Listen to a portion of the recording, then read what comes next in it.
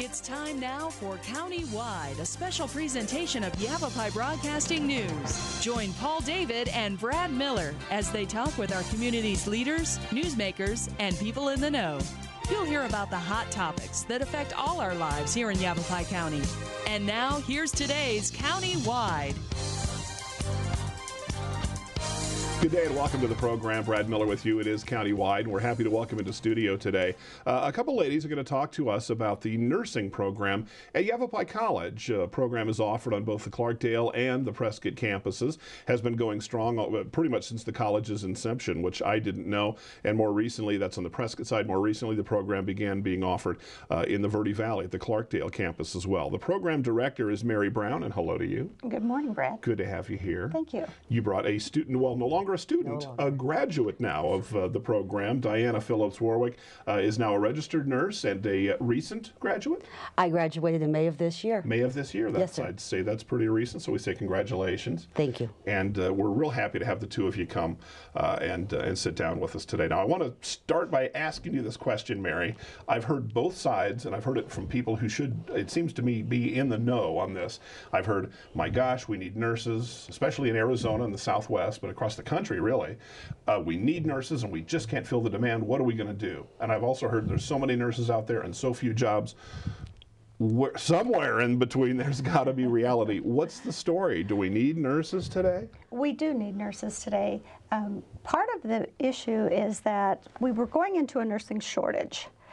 And this was when the economy took a downturn. Sure. So a lot of nurses that had planned to retire either did not do so, or they stayed in the workforce longer, or they came back into the workforce or went from part-time to full-time. So that kind of slowed our nursing shortage. Now that the economy is turning around, we're going to see a lot of nurses that are able to retire, and it's time that they retire. Okay. So we are going to face a shortage again. It's projected that we, by 2020, we're going to need we're going to need to gain 26% more nurses than we currently have. That's a lot. That's a lot. Now, is this... That's nationwide. The leading edge of the baby boomers are retiring. Yes. And have been for a few years now. Is that, we get that huge population of folks getting into where medical care is going to become more important? Absolutely. Is that where this comes from? That's where it comes from. Makes sense. And in Arizona, we predict that we're going to need 16% more nurses. We have a lot of retirees that come here from... Right. And in Yavapai County alone, we're going to need to increase our nursing force by 11%. So wow. That's quite a few nurses. We have 17,000 nurses in Arizona, and about 2,300 of those are in Yavapai County. So we are going to need quite a few more nurses in the next few years. So now's the time to prepare for that. Well, and here you go, and that's why we've got you on the show today. Now, there's different... I almost said flavors. There's different flavors of nurses. There are. There's different types. There's Diana's a registered nurse. I am. There are, tell me a little bit, LPNs. I don't know all of the acronyms and whatnot. An LPN is a licensed practical nurse. That's typically a one-year program, so there's less nursing classes. They're more focused a lot of times toward the geriatric population, and there's less prereqs and co-reqs, so general education that goes with that. Okay. So it's a fairly quick program to get into, graduate from, get a job. Those jobs would get you a position in long-term care, perhaps a doctor's office, home health. Okay. And then we have registered nurses. Okay. And there are various ways to go about that program as well. At Yavapai College, we have a 2-year associate degree program. Okay. At some of the bigger institutions, they have a baccalaureate program. Okay. So. When we talk about registered nurses, these are going to be the folks that work in like big city trauma centers and hospitals, surgery, intensive care, emergency departments. So it goes to follow that their training is more extensive. Exactly. There's simply more to it. Right. Okay, all right. Exactly. Okay. And so at Yavapai College, we teach both? We do not have an LPN program. So we're talking about registered nursing. Okay. And is that where the demand is biggest? It is. For the RNs, yeah. It definitely is where the biggest demand is. Okay. We also have a CNA program at Yavapai College. Yes, we do. A certified nursing assistant. Okay.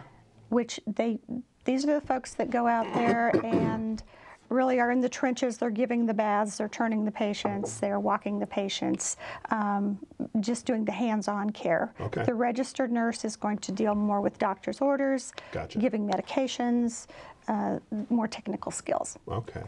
I want to talk a little bit about what do I need to know. I was telling you before the program that my sister became an LPN, and kind of because she wasn't sure what she wanted to do. She was in her 30s. She had a small family at that time. And so this became, I guess you would say, a second career. I wonder how many folks think, oh, I could never be a nurse. I've thought about it. It would be interesting. I'm good with people, or I like working that way with people, but I couldn't do it. You know what? I'll bet, Diana, this might be a better question for you. How did you shared some information with me before the program, and I'll ask you how you got, where did this come from? Where did you graduated just recently in May. I did. And, Okay. and I was licensed 2 weeks ago, and I start my first RN job tomorrow. Okay. Did you do something beforehand that you didn't like, say, or No, how'd you make this change? Okay. I've been a paralegal, I've been a blackjack dealer, I've been a realtor. About 10 years ago, my mother was diagnosed with cancer. Okay. And we went to her various oncology appointments, and we had great nurses. They made her comfortable, they made her happy, they made her understand the process and to know what to expect, which are crucial when you're facing a life-changing disease. And then one day I watched a young woman walk in who had just received her diagnosis, and she was completely distraught. She had tears going, and they were very busy, but no one took 5 minutes with this young woman just to take her by the hand and say, you know, it's not necessarily a death sentence. Yeah. Here you can sit. Why don't you sit in this chair? There's some coffee, whatever. And so I went over and did it. I had no experience. I had really no business doing it. But I went over and did it and came back and sat next to my mom, and we were talking, and I said, I want to be a person who makes a difference, who matters. And about 2 years later, I started my prereqs again. And here you are. And here I am. It happens. Isn't that funny? What a dramatic, compelling story. And I gotta wonder how many folks get into whatever it is they get into, whatever field they may choose, have a similar type of story, something that really got them, Mary. You've probably heard a million of them, but hit them at a gut level and a personal level, and inspired, like Diana, what they're going to do probably the rest of their lives. Right. Is that where it comes from? That's where a lot of that's times where it should come from. It oftentimes comes from a personal experience, something that you've gone through yourself or a family member has gone through, and you decide that this is something you want to do. Yeah. It seems to me, and I get, Diana, when you walked in the room, I got from you, it doesn't surprise me at all that you went to someone in trouble, in need. It just, it comes off of you. And that makes me ask, do you need to have, when I was a kid, I tried to play the guitar. Well, I just didn't have any kind of natural affinity for it. And I think you can become a technician on anything, but it seems like with most careers probably, certainly with something as personal and hands-on as nursing with other people, it would help a lot if you had kind of a natural affinity. Is that a fair question? Does that make sense? It does make sense, and you're absolutely right. If you don't like people, if you don't like to help people, you can still go through nursing school and get your license, but you're not going to be a good nurse, and you're not going to like your job. Not going to be happy. You're not going to be happy, and to be a nurse and to have the privilege of caring for other people every day, and it is a privilege. Yeah. You do have to have a special calling for that. Yeah, yeah. There's something that you're going to have. Most people, I imagine, that by the time they come through your doors, have a good understanding of themselves.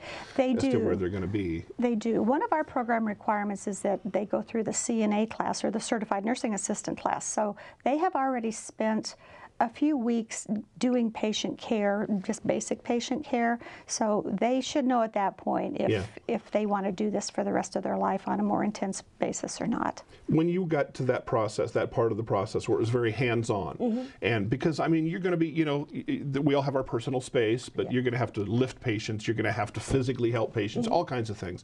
Was there ever a point you thought, oh boy, I stepped into something I'm not ready for? The first time I stepped onto a floor, it happened to be a long-term facility. As a CNA, that's what you're trained in. The first time I stepped on it, I felt overwhelmed. I was afraid I'd hurt somebody. But the training was extremely good, first of all. And by the end of the day, seeing, gosh, I don't want to sound maudlin or silly, but seeing the true difference just reaching over and washing a face can make to somebody in a bad situation, or holding their hand or giving them a little bit of a rub on their shoulder can really make, no, absolutely not. Yeah. No doubts. No. The human element is, again, to me, that's what it illustrates, is just that human element is going to be a big part of this. There's the training, there's all of those things, there's those skills, but it just seems like there is going to be something that someone has inside them that will make them be very good. Or to at least get what they want out of the experience, and to be able to convey to the patient, I am here to help you. And one of the great things about nursing is there are so many facets you can go into. If you're truly into that very much comfort care, there's long-term care, there's hospice. You know what, can we pause for a minute? We need to take a break. I want to talk about that when we come back, specifically when people come to you and sign up, what they're indicating they want to get into. So that's perfect. Let's do that. We'll take a short break. The Yavapai College Nursing Program, 634-6546. Some information online for our TV side, otherwise yc.edu. Our guest today, director of the program, Mary Brown, and recent graduate, and now RN Diana Phillips Warwick. We're back right after this. Having a fire escape plan is very important to keep your family safe and together in the event of a fire. When you awake to the sound of a smoke detector and smoke in your room, don't stand straight up. Carefully roll off your bed and stay low under the smoke. If your door is shut, feel the door with the back of your hand. Slowly open the door if no heat is felt. Always stay low until you get to the outside of your home. Always have 2 ways out of your house and a specified meeting place somewhere outside your home. Home escape plans should be drawn up and rehearsed on a regular basis. This could be the difference between life and death if caught in a fire. Here in northern Arizona and throughout Yavapai County, people count on Orkin Pest Control. With over 100 years of combined experience, nobody knows how to protect your home or your business from harmful or annoying pests like the Orkin Man. To start service, contact your northern Arizona Orkin Pest Control. In the Verde Valley, call 567-5100. or Orkin Pest Control in the Prescott area at 775-8772. My business wasn't doing very well and I needed to make a career change, so I chose the nursing program here at Yavapai College. The advisors here were great. They mapped out my entire program for me from start to finish, and that allowed me to schedule my personal life around my school life. Well, what I really enjoy about the program here at Yavapai College is the hands-on aspect. Here in the CLC, they give us the lifelike mannequins to practice our skills on, and then once we've done that, we can go to the hospital and work side by side with professional nurses and work with real patients.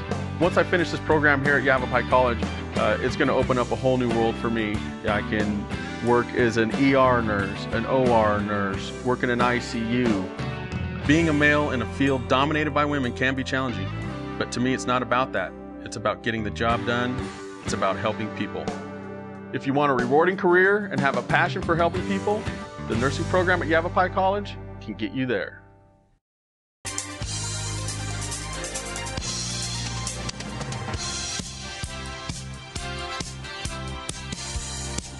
Welcome back to our program. It is countywide, and today, Yavapai College nursing program still going strong after decades in Prescott, and a little bit newer on the Clarkdale side. Mary, you told me before the show there's about 12.5 students. Tell me the numbers. How many are enrolled in each campus? We have enrollment twice a year. Okay. Every fall and every spring semester. Okay. We take a total of 48 nursing students. 48. 16 on the Verde Valley side, okay, and 32 on the Prescott side. Can I get that ball rolling at yc.edu at the website? You can. Okay, I can register there, or just? You can look at the curriculum, you can find out about advising, okay, you can find out about scholarships, financial aid is available. Okay, oh well that's important. Yes it is. Okay. Most students cannot go to school without some sort of financial aid. Sure. We have one very popular scholarship right now. It's the Jewish Community Foundation. They gave us 10 scholarships last fall, full ride scholarships. Wow. They're giving us 10 this fall, and they expect to continue that for the near future. Terrific. And it's application process. You don't have to have any strong affiliation with anything other than our nursing program. Terrific, terrific. Well, that's great. What an opportunity, and you hate to think that anybody would not be able to become what might end up being a terrific nurse for reasons like that. Yeah, so how for lack of awesome funding. that they're help. Age-wise, are these young folks coming out of high school and I suppose on up? We have students that come right out of high school and start their prereqs to the program, go right into the nursing program. Okay. We have people that's second career. We have people that have never held a job. Maybe they were a stay-at-home mom, Okay. and they decide they want to be a nurse. So we have our students range from 20 to 60 in age. Yeah, and the whole, yeah. And when we get them together, they're all nursing students, and age just kind of evaporates. Right, I can absolutely see it. We talked at the beginning of the show about RN, LPN, and the different kinds of, I guess, categories or what have you. But we also mentioned there's ER nurses, surgical nurses. There's, some who might be comfortable in a clinic or maybe working primarily with retired folks. Do you come in needing to know that, or does the program help you find your We give everyone path? such a diverse experience. We go to doctor's offices, we go to the hospital, we go to long-term care. So we kind of give a general overview of all that's out there. You might do a rotation in the emergency department or in surgery one day. So you kind of get a feeling of where you might like to be. A lot of people come in thinking, oh, I want to be an OB nurse. That seems to be very popular. By the time they leave, they have no desire to be an OB nurse. They want. Who wants to hear crying babies all day? That's right. Well, that's great, though, that the program considers those things and knows that there's, as you swim through that ocean of learning, you're gonna, run into some islands. You're gonna run into some things you steer around. Right, and once you're done and you're licensed and you get out there, you may go to work in a hospital. After a year or two, you may decide, I think I'd have a better fit in a hospice unit, or I want to be an intensive care nurse. Right. So there's a lot of room to move around once you get that license. Well, I was going to say, it sounds like with the demand that you described at the beginning of the show, that you can maybe have it both ways. Try something for a while and succeed at that, or maybe it's not for you and go and do different. Move to something else. Diana, can I ask you about that? What would you care to share with us? What do you want to do? Are you going to work in a hospital? I walked in knowing that I was long-term care and hospice. Oh, your experience. That's just, it's just who I am. Yeah. But of my graduating class, I've got friends who are working in med-surg, just general medical surgical floor. I'm training in the observation floor. I am training in OB, intensive care, float pool, in 3 different hospitals. And this is just my class that graduated in May. Yeah. Do you go out and we think about like doctors doing residencies and those kinds of things. Is it similar for nurses, or once you graduate, do you find a job if you choose? Or do you maybe go to different areas? Does it work? Different areas have different things. Most of the major hospitals have a nurse program or a residency program available where they do partial hands-on time and partial in-classroom time to give them advanced knowledge beyond the entry-level position that we all learned. Okay. Almost all the big places do that. The smaller places, like the long-term care centers, you're more likely to get hands-on experience side by side with the nurse, shorter term, and before you're on the floor as a full staff nurse. Okay. So there's, I was going to say there's got to be a lot of hands-on on this. I mean, this is, again is such a kind of thing that. Maybe more than anything I can think of now that I'm sitting here thinking about it, really that kind of physically being part of other people's lives. Nursing certainly fits that bill, so there's got to be a lot of that offered through the program to get you, just so you know that that's what it is. As a student, that here's what I'm going to be doing. Do I want to do this? Every semester we spent a minimum of 1 full day per week on the floor working hands-on with patients. Okay. And so we did long-term care, we did every department within the hospitals to give us at least 1 full day of this kind of nursing to help us better know that department and better determine who we are. Right. It sounds like, Mary, that Yavapai College has developed a pretty strong relationship with some of the doctors around the hospitals and the medical care facilities. We have an excellent rapport with all of the local hospitals. Yeah. Verde Valley, and YRMC. Our students even go up to Flagstaff and do some preceptorship up there. They go down to Mayo Clinic. This would be in their 4th semester. Sure. Or St. Joe's and do some rotations down there. So we have a very good rapport with all of the area and some out of the area facilities. You mentioned, Diana, perhaps you mentioned before the show that, or that you've got folks that come up from the Phoenix Valley to go to this school specifically. We do. We have a very strong program. And once the students complete the program, they need to sit for the national board exam. And we currently have a 98% pass rate on that first attempt. There you so go. That's rarely will you see a 100. That's well, yeah. That's I won't. So, I'll not be a nurse and drag down your average. But thank goodness, looks like Diana have chosen to do that. We would prepare you well for that. I state don't board doubt exam. it. Even that, if you could, there you go. We need to take another short break. We'll come back. A couple of more comments from Mary Brown, Diana Phillips Warwick, and Yavapai College's nursing program. We're back right after this.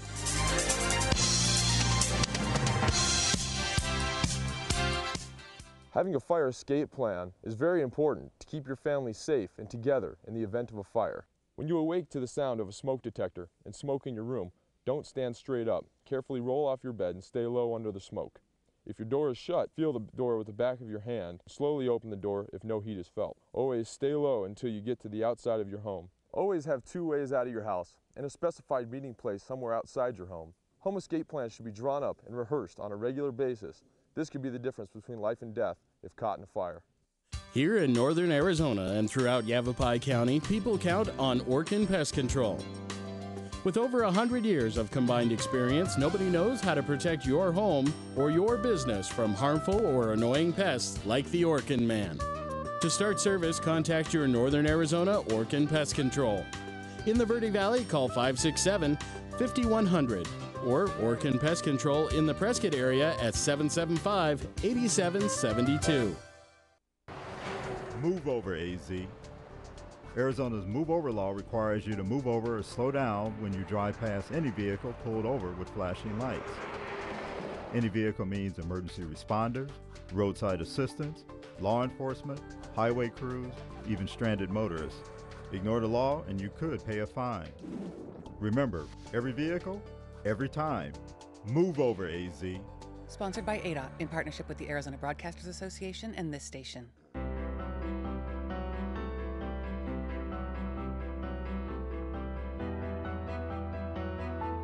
Body language can tell you all sorts of things. Like someone is having a stroke. Know the sudden signs. Learn fast. Face drooping, arm weakness, speech difficulty. Time to call 911 and get them to a hospital immediately. Learn the body language and spot a stroke fast.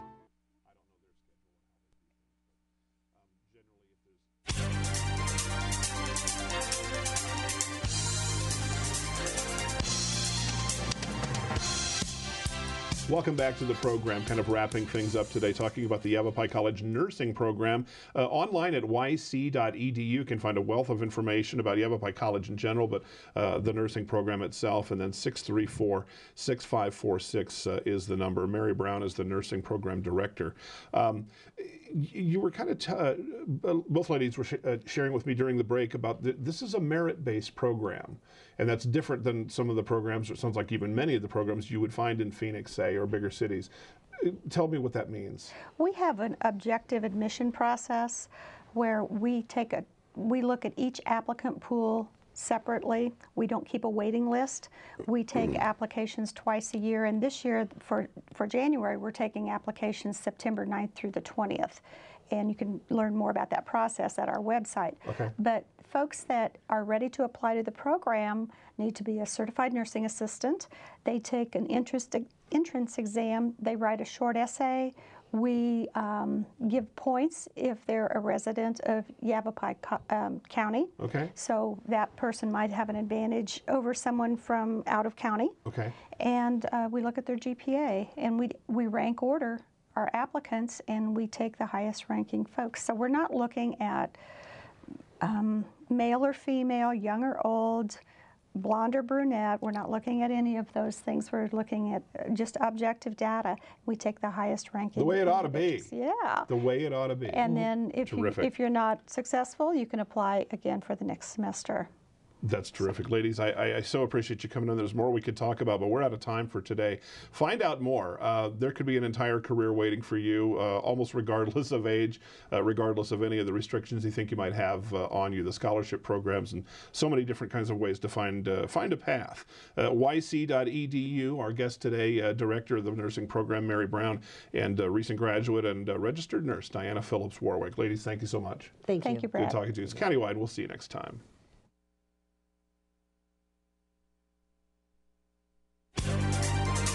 This has been Countywide, a special presentation of Yavapai Broadcasting News. Listen in each Tuesday and Thursday as we tackle the hot topics and talk to the decision makers across Yavapai County. That's Countywide with Brad Miller and Paul David each Tuesday and Thursday on this Yavapai Broadcasting station.